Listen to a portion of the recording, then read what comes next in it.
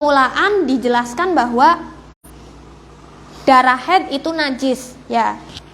Dari firman Allah, qul huwa adzan. Darah haid adalah kotoran. Berarti jelas ya kalau dari ainnya darah haid itu najis. Summa amaro artinya tidak diperdebatkan karena sudah jelas dalam ayatnya itu.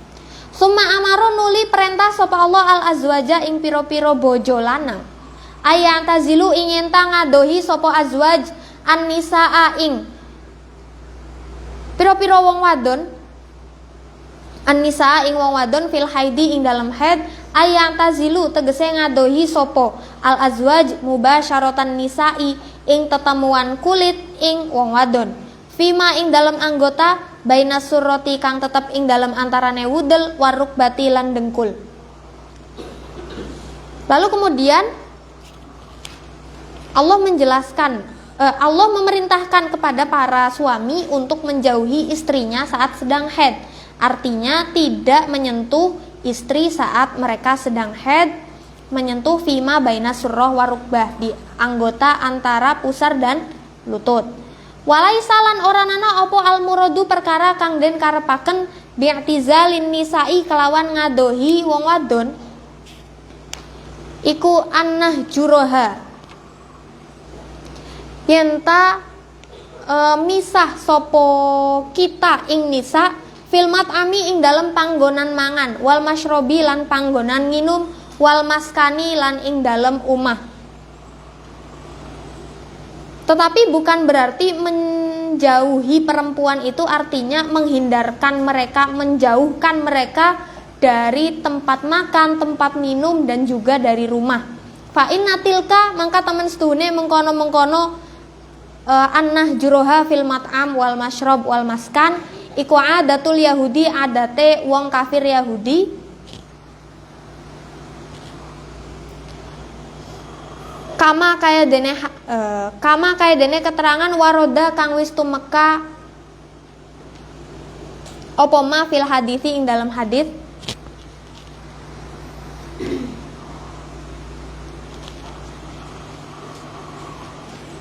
Ya, karena yang seperti itu adalah adatnya kaum Yahudi ya. Kalau perempuan sedang haid lalu diisolasi, perempuan itu oleh orang kafir Yahudi ketika sedang haid diisolasi.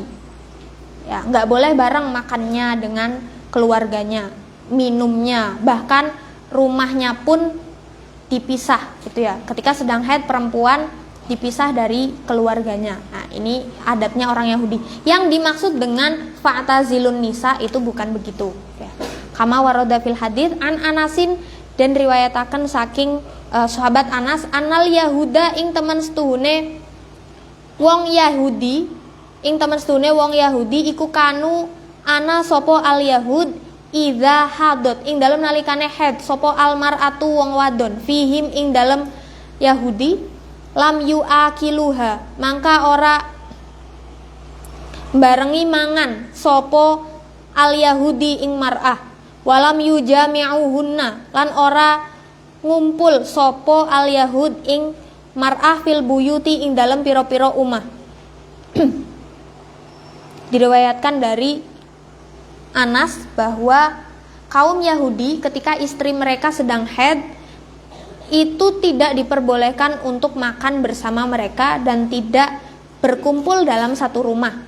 Fasa'ala mangka takon sopo ashabun nabi piro-piro sahabate Kanjeng Nabi Muhammad sallallahu alaihi wasallam an-nabiyya ing Kanjeng Nabi Muhammad sallallahu alaihi wasallam. Fa anzala nuli nurunaken sapa Allah taala nurunaken ing ayat wa yasalunaka 'anil mahid qul huwa adzan fa'tazilun nisa afil mahid ila akhiril ayati tumeka maring akhir ayat. Faqala nuli dawuh sapa Rasulullah sallallahu alaihi wasallam rupane dawuh isna'u kullasyai'in illan nikah isna'u agawe ya sira kabeh kullasyai'in ing saben-saben suwiji-wiji illan nikaha angin nikah. Wa qauluhu utawi dawuhe Kanjeng Nabi illan nikaha iku ai illal wat'a, tegese angin wati. Ya. Lalu para sahabat bertanya kepada Kanjeng Nabi tentang hal tersebut. Memang benar gitu ya, memang benar perempuan ketika sedang haid itu harus diisolasi gitu. Lalu Allah menurunkan ayat tersebut, wa yas'alunaka 'anil mahid, ya yang tadi. Lalu Rasulullah menjawab kepada mereka yang bertanya, lakukanlah apapun dengan istrimu kecuali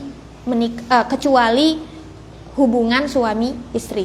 Wa an Aisyata lan den riwayataken saking Sayyidah Aisyah radhiyallahu anha qalat dawu sapa Aisyah kuntu ana sapa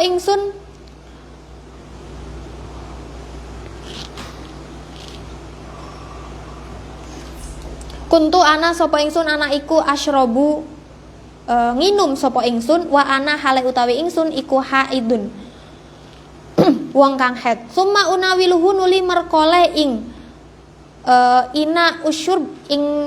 ina usyurb apa wadahnya air ya, gelas berarti ya,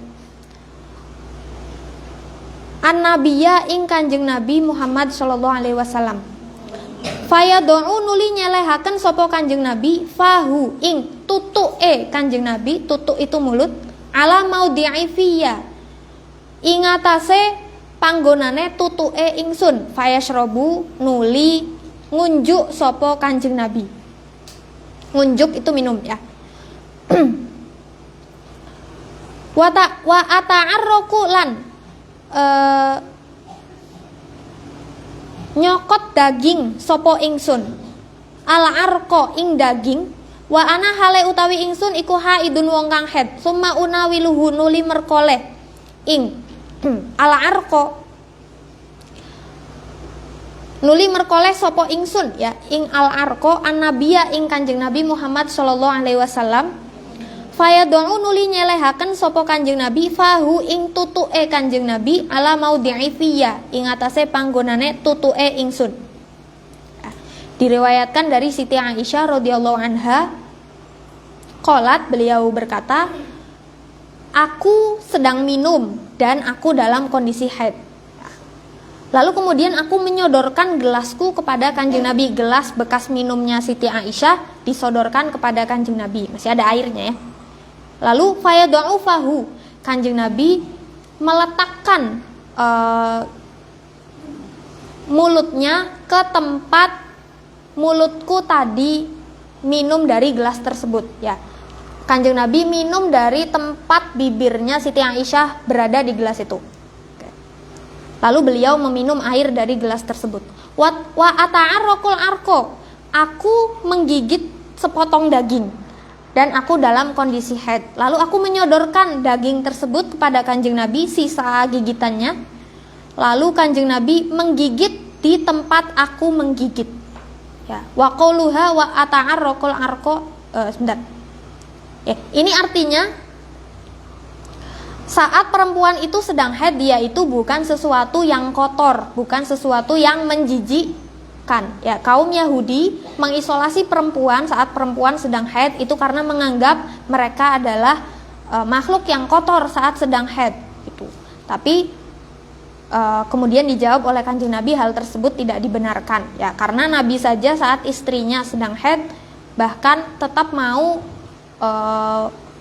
minum dari gelas yang sama, makan dari piring yang sama bersama istrinya gitu. Bahkan menggigit dengan gigitan dari tempat yang sama ya. Dari tempat yang sama dengan istrinya, padahal istrinya dalam kondisi haid. Ini menunjukkan bahwa perempuan saat sedang haid itu tidak kotor. Yang kotor itu hanya darahnya saja. Wa qauluha utawi dawuhe Siti Aisyah rupane wa ata'arraqul arqa ai iku ai akhudu, tegese ngalap sapa ingsun Allah ma ing daging minal arki saking